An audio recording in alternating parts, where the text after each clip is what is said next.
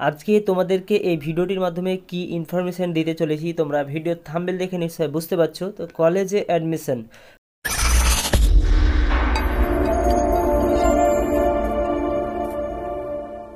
তো এই বছর কলেজে ফর্ম ফিল আপে কিছু নিয়ম পরিবর্তন হতে চলেছে বা হয়েছে।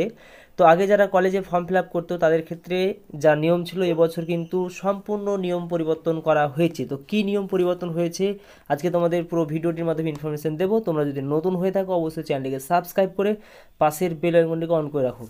তো দেখো, তোমাদের এর জন্য একটা আমি লিখে রেখেছি যে এখানে কিন্তু যাদের আধার কার্ডে মোবাইল নাম্বার লিঙ্ক নেই, এবছর কিন্তু আধার কার্ড মোবাইল নাম্বার লিঙ্ক করে নিতে হবে এবং এবিসি নামে একটা আইডি রয়েছে, সেই আইডিটা বানিয়ে নিতে হবে। সেটা তোমরা চাইলে নিজেরাও বানাতে পারবে এবং নিজেরা যদি না বানাতে পারো ডিসক্রিপশন লিঙ্কে ভিডিও লিঙ্ক দিয়ে রাখছি, সেখান থেকে নিয়ে বানিয়ে নিতে পারবে কিংবা কোনো সাইবার ক্যাফে গিয়েও বানিয়ে নেবে। যদি সমস্যা হয় তো আমাকে কমেন্ট করবে, কমেন্ট থেকে আমি হেল্প করব। তাহলে এখানে দুটো কাজ, সেটা হচ্ছে আধার কার্ডে মোবাইল নাম্বার লিঙ্ক করে নিতে হবে, যেটা আগে ছিল না নিয়ম, এবছর পরিবর্তন হয়েছে। এবিসি আইডি আগে লাগতো না, এবছর লাগবে। এবং অনলাইনে ফর্ম ফিল আপ করার সময় যে যে ডকুমেন্টগুলো লাগবে সেগুলো কী কী লাগবে, এখানে প্রায় 10 থেকে 12টা ডকুমেন্ট লাগবে, মাস্ট বি।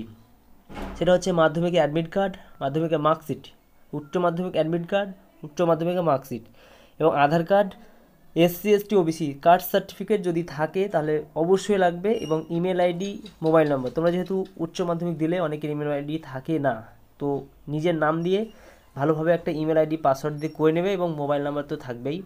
ছবি সিগনেচার সহ, সিগনেচার মাস্ট বি নিজেকেই করতে হবে, যদি অন্য কোনো বন্ধুর কাছ থেকে বা কেউ ফর্ম ফিল আপ করতে গিয়ে করে নিল সে করলে সমস্যা হয়ে পড়ে। এবং কন্যাশ্রী আইডি যদি থাকে মেয়েদের ক্ষেত্রে, মেয়েদের ক্ষেত্রে যদি কন্যাশ্রী আইডি থাকে, শুধু মেয়েদের ক্ষেত্রে কিন্তু কন্যাশ্রী আইডি অবশ্যই লাগবে। লিভিং সার্টিফিকেট, যে স্কুল থেকে তোমরা উচ্চ মাধ্যমিক দিয়েছো বা দিলে সেই স্কুল থেকে পাস করার পর একটা সার্টিফিকেট দেওয়া হয়। লিভিং মানে সেই স্কুল আন্ডার থেকে তুমি বেরোচ্ছ, কলেজে যাবে, তার জন্য সেই সার্টিফিকেটটা লাগবে। এবং ব্যাংক পাস বই, লিভিং সার্টিফিকেট মানে যেটাকে আমরা টিসি সার্টিফিকেট বলেই হয়, এক কথায় বলা হয় ট্রান্সফার সার্টিফিকেট, সেটা কিন্তু লিভিং সার্টিফিকেট।